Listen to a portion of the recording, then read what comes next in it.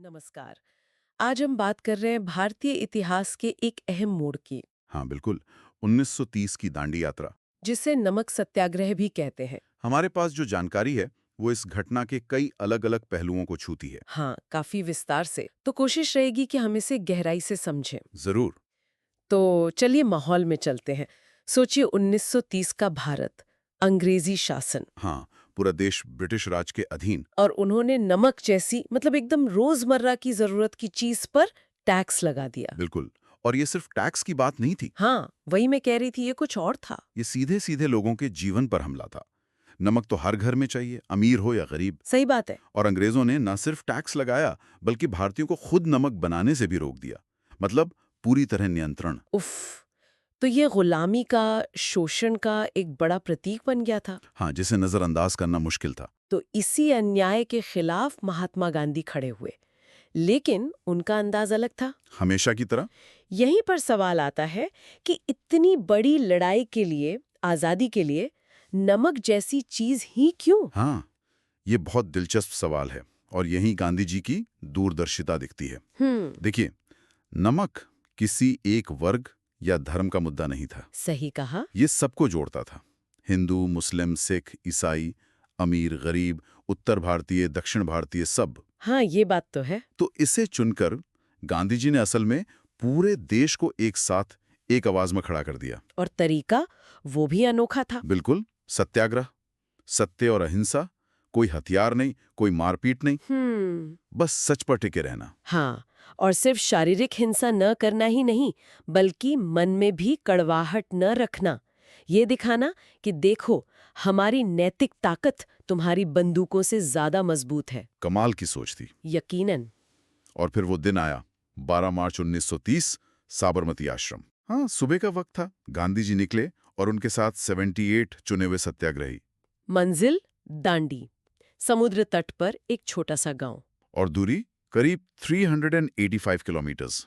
385 kilometres, वो भी पैदल। हाँ, आज तो हम सोच भी नहीं सकते। बिल्कुल। और वो शुरुआती 78 लोग सिर्फ यात्री नहीं थे, वो जैसे पूरे भारत का एक छोटा सा रूप थे। मतलब अलग अलग जगहों से, अलग अलग पृष्ठभूमि के लोग। हाँ बिल्कुल।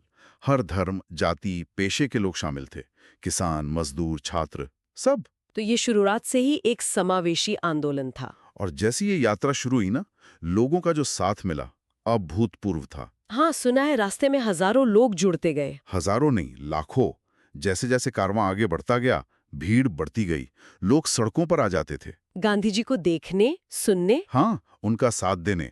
फूल बरसाए जाते थे, नारे लगते थे। एक अलग ही माहौल था, जैसे कोई त्योहार हो। एक उम्मीद का त्योहार। सही कहा। गांधी जी भी हर पड़ाव पर रोकते थे। हाँ, गांवों में लोगों से मिलते थे। बिल्कुल, सीधे बात करते थे।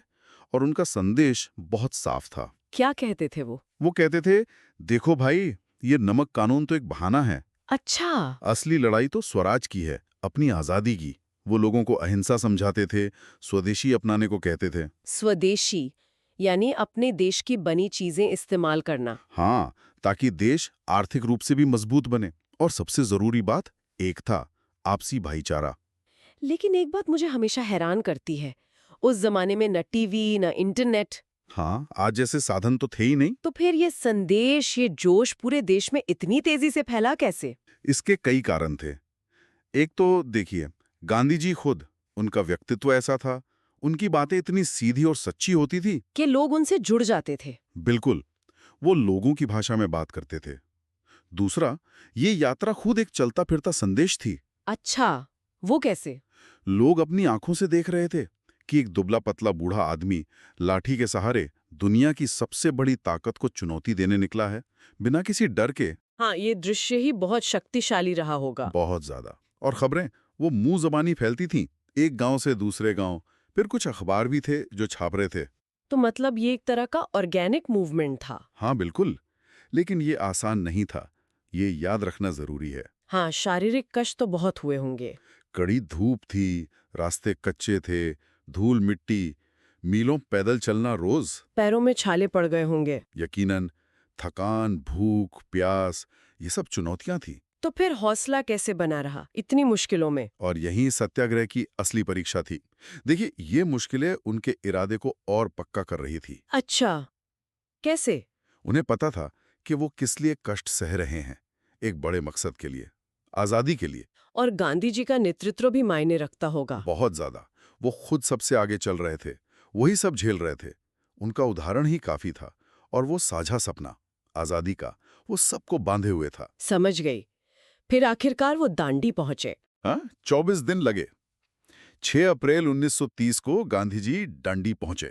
और अगले दिन सुबह? अगली सुबह प्रार्थना के बाद वो समुद्र तट पर गए और वहां बस झुके और एक चुटकी नमक उठा लिया। एक चुटकी नमक? हाँ, देखने में कितना साधारण सा काम है ना? हाँ, बिल्कुल। लेकिन उस एक चुटकी नमक ने ब्रिटिश साम्राज्य की नींव हिला दी। वो कैसे? क्योंकि वो ब्रिटिश कानून का सीधा उल्लंघन था।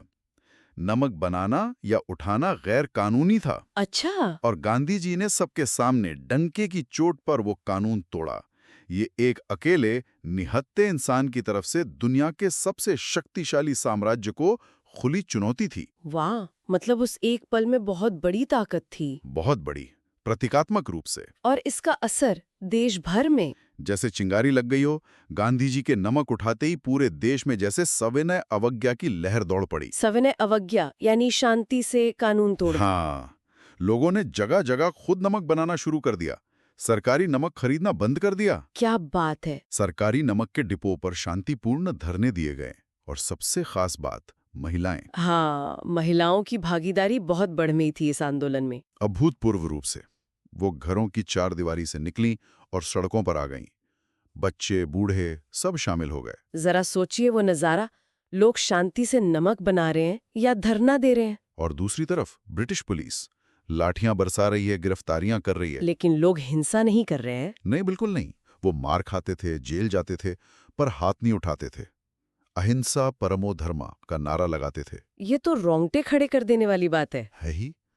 ब्रिटिश सरकार तो बौखला गई पूरी तरह से। उन्होंने क्या किया? दमन का रास्ता अपनाया, गांधी जी को गिरफ्तार कर लिया। हजारों बल्कि लाखों सत्याग्रहियों को जेलों में ठूंस दिया गया। ओह। प्रदर्शनकारियों पर लाठीचार्ज, कई जगह गोलियां भी चलीं, अखबारों पर पाबंदी लगा दी ताकि खबरें बाहर ना जा सकें। मतलब पूरी कोशिश की आंदोलन को कुचलने की। हाँ, पूरी ताकत लगा दी। लेकिन आंदोलन रुका? यही तो बात है, नहीं रुका। इतनी सख्ती के बाद भी क्यों? क्योंकि अब ये आंदोलन सिर्फ गांधी जी का नहीं रह गया था। अच्छा। ये जन आंदोलन बन चुका था। हाँ। हर आम हिंदुस्तानी अब एक सत्याग्रही था। गांधी जी जेल में थे, लेकिन उनकी आत्मा, उनका संदेश लोगों के साथ था। मतलब आंदोलन की कमान अब लोगों के हाथ में आ गई थी। बिल्कुल। इसकी जड़ें इतनी गहरी हो चुकी थीं कि सरकार का दमन इसे उखाड़ नहीं पाया। तो अगर हम इस पूरी दांडी यात्रा और नमक सत्याग्रह को देखें, तो इसका भारत की आजादी की लड़ाई में क्या महत्व रहा, क्या हासिल हुआ इससे?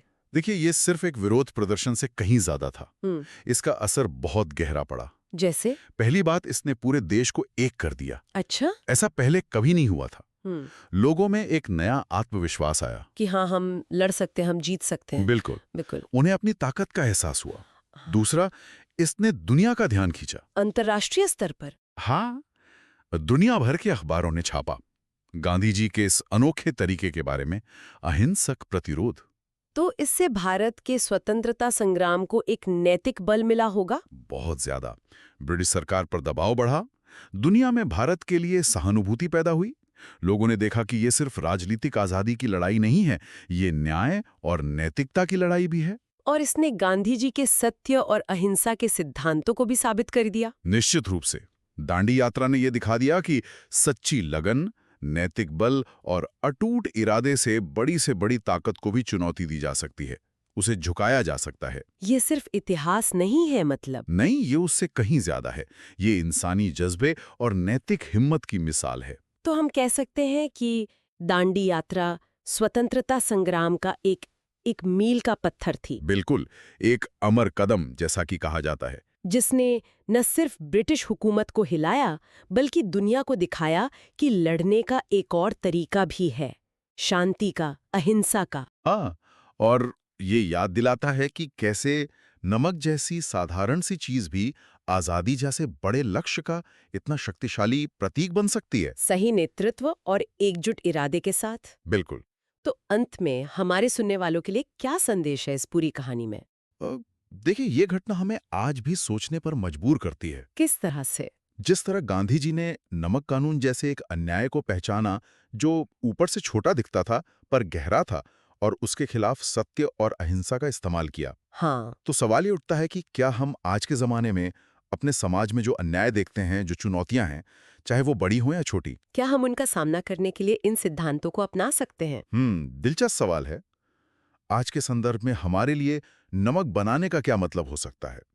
वो कौन सा प्रतीकात्मक अन्याय है जिसके खिलाफ हम शांति और सच्चाई से आवाज उठा सकते हैं? ये सोचने वाली बात है। हाँ, ये एक ऐसा विचार है जिस पर शायद हम सबको अपने अपने स्तर पर सोचना चाहिए।